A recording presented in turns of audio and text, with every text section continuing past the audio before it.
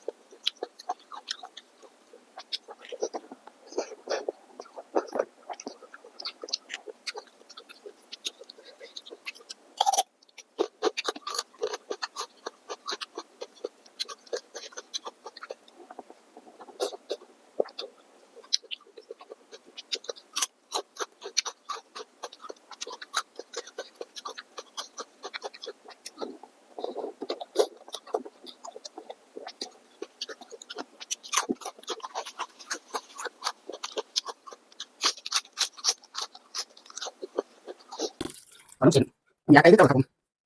พี่น้องเลยเข้มข้นครับพี่น้องเลยมาเลยครับใส่ไข่ตุกได้เลยมาชมกัน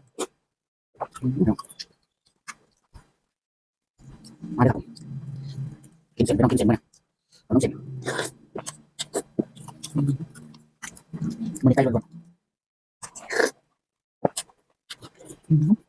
น้องแจ่มบ้างบ่อะไรเนี่ย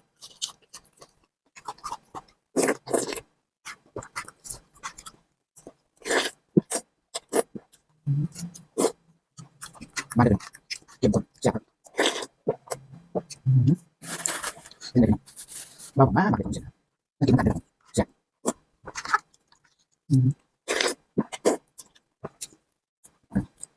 กินไก่โอ้พี่น้องเลยครับเลยต้องอย่างเลยครับเรียนเลยเลย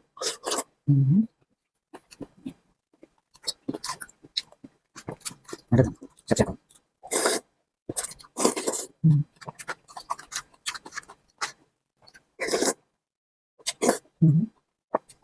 ตัวข้าวเดือดแจ่ม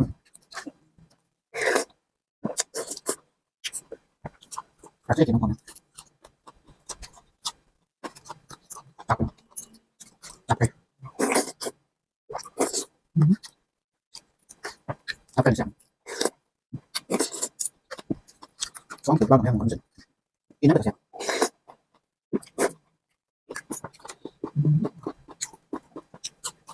มาตัวอ้วน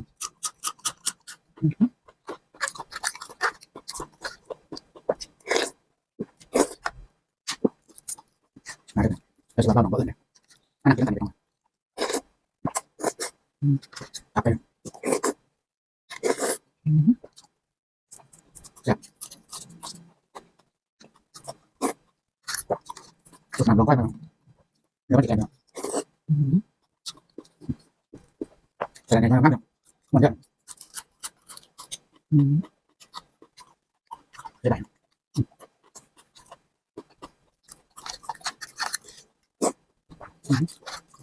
มาได้ไหมไม่ต้องเจ็บมั้ย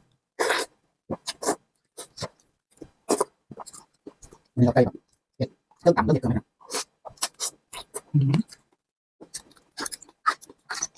เฮ้ยดีของตัวนี้ไงเอามาฝากพี่ต่อน้องมาเซ็นบอลมาเด้อตัวนี้มาดูเลยใช่ตอนเที่ยงนักน้องมากินอะไรเพี้ยเดียวนะครับฝนกระตกน้อยตอนนี้ฝนตกเซ็นบอลมาเด้อนะ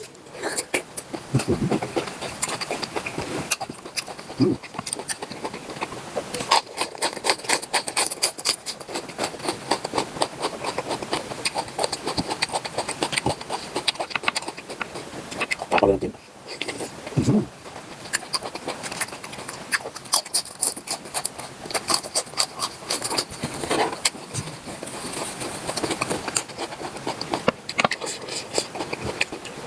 นิดหน่อย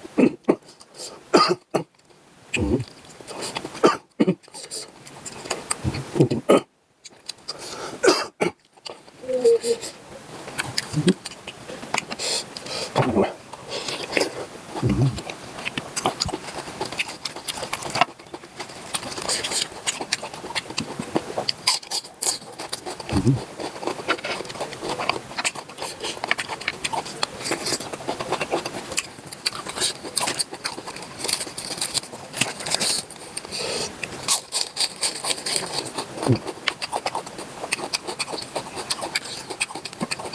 หวานทักด้วย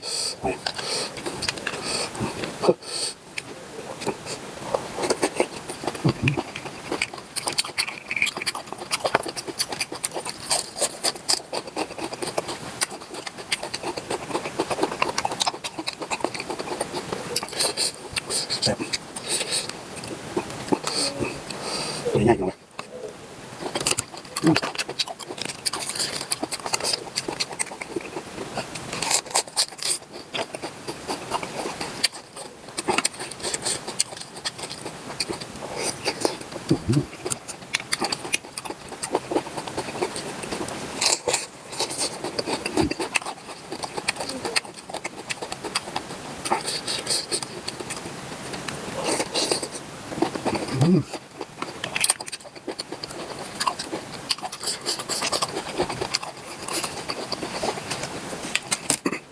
ชนะ